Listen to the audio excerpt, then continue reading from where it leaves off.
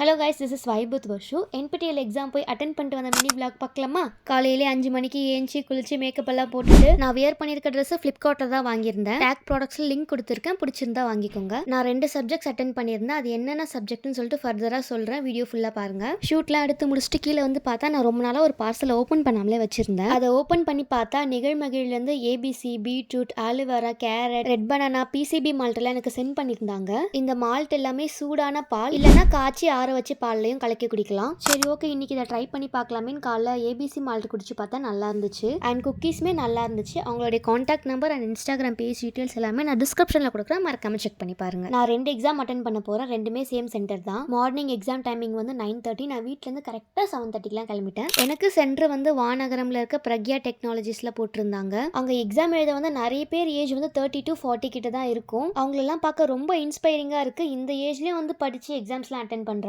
கொஞ்ச நேரம் அசைன்மெண்ட்ஸ்லாம் பார்த்து ரிவைஸ் பண்ணிட்டு அதுக்கப்புறமா எக்ஸாம் ஹால்குள்ளே போயிட்டோம். 9:30 to 10:30 வரைக்கும் எக்ஸாம் அட்டென்ட் பண்ணிட்டு வெளியே வந்தாச்சு. நோ வீட்டுக்குலாம் கிளம்பக்கூடாது, அடுத்த எக்ஸாம் இருக்குல்ல. அடுத்த எக்ஸாம் 2 o'clock தான். ஸோ நிறைய டைம் இருந்துச்சு எங்களுக்கு. வீட்டில இருந்தே லஞ்ச் எடுத்துட்டு போயிட்டோம். அதை சாப்பிட்டு முடிச்சுட்டு அதுக்கப்புறம் ரொம்ப போர் அடிச்சுதா. அப்புறம் தான் ஞாபகம் வந்துச்சு, கோர்ட் விசஸ் நோபடி மூவி நம்ம ஃபோனில் இருக்குல்ல அப்படின்னு. ஆல்ரெடி பாதி பார்த்துட்டேன், மிச்ச பாதி இருக்குல்ல, அந்த பாதியை பார்த்துருவோன்னு சொல்லிட்டு பார்க்க ஆரம்பிச்சிட்டேன். மூவி உண்மையாலே செம்ம சூப்பராக இருந்துச்சுங்க. அதில் வந்த ஆக்டர்ஸ் எல்லாமே சூப்பராக ஆக்ட் பண்ணியிருந்தாங்க.